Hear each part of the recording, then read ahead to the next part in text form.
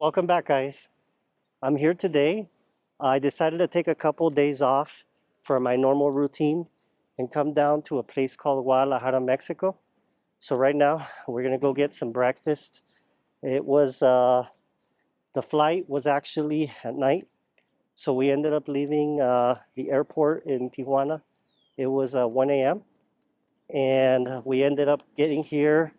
We did a layover in Mexico City and then decided to come out here to Guadalajara. So it's about 9 a.m. right now.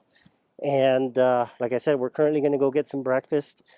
And I had a very interesting conversation with the Uber driver today about how there's a lot less people from the United States coming out here for tourism.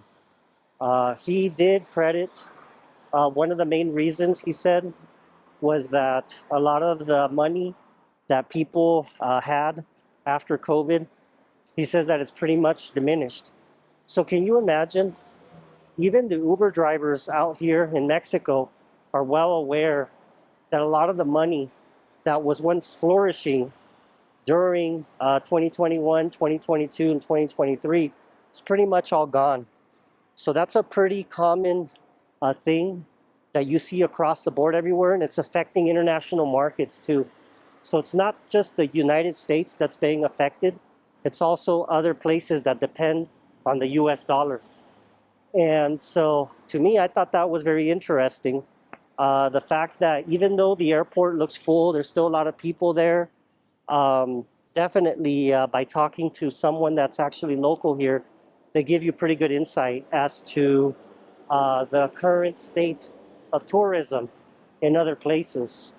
So it's getting very difficult for people to be able to travel. They're pretty much putting a lockdown when a lot of people are traveling to these different countries. So that's getting, all that is being affected little by little. Unfortunately, we have a very critical situation. We're gonna go get some breakfast and I'll continue giving you a little bit of an insight of what I've learned today. Okay guys, we're back here in Guadalajara, right here at the center of Guadalajara. Right behind us, we have the Basilica, which is the Cathedral. We're located right in the center of the city, and it's been a very, very hot day.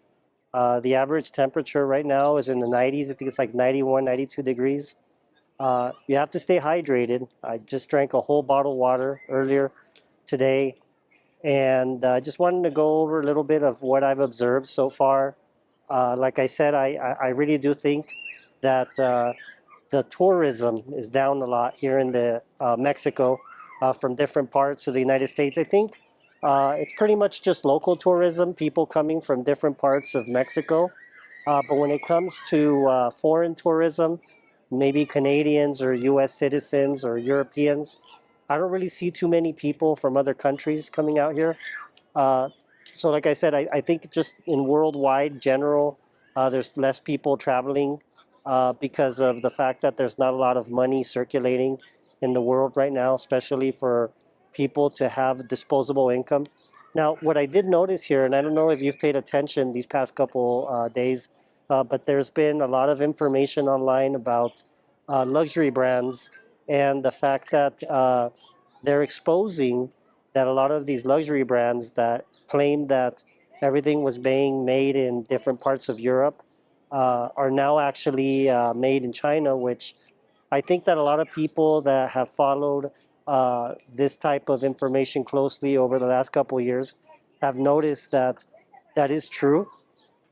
I know there's a lot of people that have bought a lot of merchandise from AliExpress or eBay or possibly even a page called DHgate and other places online about they're buying replicas or clones of actual luxury brands such as Louis Vuitton or Gucci or Burberry, Ferragamo.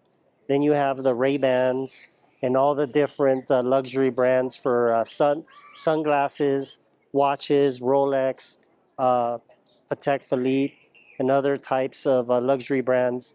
We did walk into a place where they had a lot of different items that they were selling. I'll go ahead and I'll post some of this footage here. A lot of different luxury brands. You're able to get a lot of stuff that looks almost identical to the real thing. I don't condone buying replicas or clones, but they're out there for the masses. And for anybody that wants to be able to cash in, maybe buy a few of these items, maybe take them back to their home country and resell them as originals. You can actually dupe people. There's people that will think that you will have the original items in hand, when in reality they're very, very close to the real thing. People are duped into paying thousands of dollars into luxury items, which sometimes, if you do notice, uh, purchasing items that are higher quality can make sense, but up to a degree.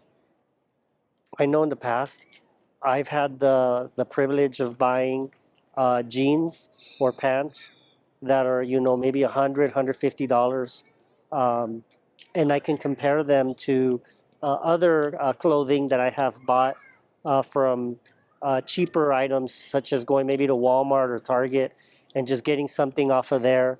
I do notice that the stitching and the quality of the material is a lot less inferior to those types of clothing that you could buy, that you're probably at an online boutique or possibly even in person at a, you know, maybe at a luxury store. But at the same time, you want to be careful, because at the end of the day, you don't want to be able to get caught with these types of items. If the wrong person, if you run into the wrong people, you could eventually get in trouble for purchasing these replicas. So, but again, uh, it's been exposed that you can literally just go online or and just buy stuff, luxury handbags, luxury watches, and um, you know for a fact that those things are now made in China. Everything's made in China now. So they do have a real big stronghold in today's market when it comes to making luxury items. So that's one of the things we did notice today. Other than that, I really do think that going forward, we are going to have a lot of problems with the U.S. economy. Uh, the stock market definitely does not have any rhyme or reason as to why it goes up or down, left or right. Um, it's a very good time for people to be able to maybe swing trade uh, up to their abilities. You do have to be very careful if you do play in the stock market. Most of the people that I've done taxes for that are day traders or swing traders, they don't tend to make profits, they just lose money. A lot of it is just legal gambling, and so I don't recommend it. But for anybody out there that's experienced traders, they can definitely make a few $1,000s here and there if they play it right and they have enough money to be able to play with in the stock market. It's crazy how Bitcoin at one point was in the $70,000 range not too long ago, and now it's almost nearing what, $92,000, $93,000. That's just insane. Same thing with some of these tech stocks. Yes, they've gone down quite a bit, but me personally, I don't think that a lot of these tech stocks are at the point where you want to be purchasing them for the long term right now. If you're just entering the stock market, you have to be real careful, because I do think that a lot of these stocks that have appreciated a lot in value, such as Meta, Apple, Tesla, and then you have all these other tech companies, NVIDIA. I feel like their valuation on the stock market is just way too rich. So there's still a lot of room for those stocks to be able to drop further down before it would be viable for someone to be able to purchase some of these shares for the long term. So just be careful. If you do have money out there, I would rather have you put it into something else. I do think that silver is still very undervalued. So if you do have a little bit of money here and there, maybe you could put it into some silver. And then gold. Gold's just going crazy. I know a lot of people out there have been purchasing gold for several years. They've been acquiring more and more gold assets. And I do think that it's very beneficial for anybody out there who's been investing in gold. You've done pretty well. Not too long ago, gold was at $2,000. Now it's at $3,500, $3,600. It's just insane how much it's appreciated. And I actually have video here for you guys as well on someone that I know personally that just melted a bunch of junk gold. They had a bunch of junk metal, and they decided to take advantage and melt it. And they ended up cashing in, which it's never a good, it's never a bad time to cash in some of your gold if you plan to use it wisely. If you plan to invest it in yourself, maybe into a business, or maybe into something that'll generate even more dividends, or maybe even better rate of return for you, then it would be pretty beneficial for you to be able to parlay some of those metals that you've acquired and have appreciated in value. You know, we are going to go through some turbulent times.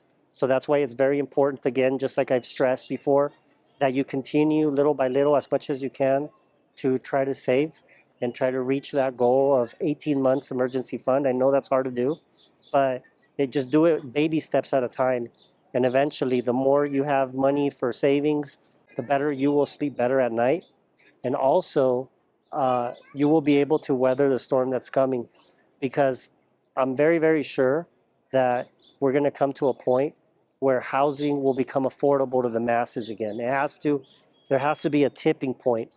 And I think that there's just a lot of little signs that are being shown month after month that we are beginning to capitulate, and that eventually you're going to see the housing market turn in every single area in the United States. Like I said, it's not nationwide, but this is going to be more of a localized event. So you have to be preparing, so when the times are there for you to be able to buy a property, you're able to. Obviously, if it's within your means. Also, here's another small sign of people starting to capitulate. We actually have in the Coachella Valley, where I reside in, we have an arena. It's called Acrisure Arena. It's called Acrisure Arena, and they have the Firebirds, which is the local hockey team that has performed very well last year and this year's season. Well, unfortunately, what they have noticed is that even though the Firebirds are a great team and they actually have been performing very well, there's a lot of vacant seats. So I think it's getting to a point where a lot of people are starting to check out of these parking prices that they're charging. There's reports that they say that the ticket prices are actually cheaper than what they charge in parking. So I think people are starting to capitulate and saying, hey, we've had enough. Also, we have a lot of Canadians that usually would visit the Coachella Valley around this time. And I feel like a lot of the Canadians, they're leaving. They're just deciding not to come back to this area. Maybe they're going to go to Mexico, or maybe they will go to other areas instead of coming down towards Southern California.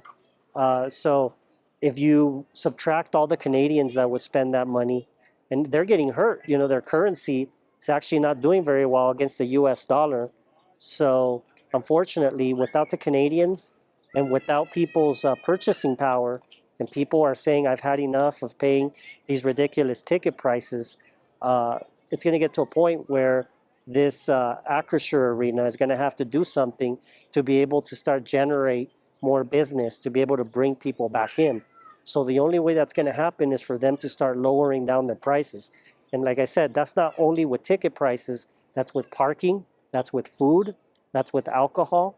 They're going to have to come back down to reality, to something that people can really afford.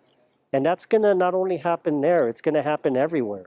You know, when there's a surplus of things and people are not purchasing them, somehow it has to be stimulated. And the only way that's going to happen is for the prices to come down. Same thing goes with cars and houses and other things. So be on the lookout. Even if we have the whole tariff situation that takes place, I really do think that eventually we're going to come to a time where things are going to become a little bit more affordable for the average American. I'm going to go ahead and leave this video here. Going to go ahead and do a little bit more sightseeing and be doing a little bit more observation. And I'll definitely have another video up for you guys here soon. So in the meantime, stay safe, continue saving. I'll continue to provide you guys good content that I think will make you guys a better person. You guys take care.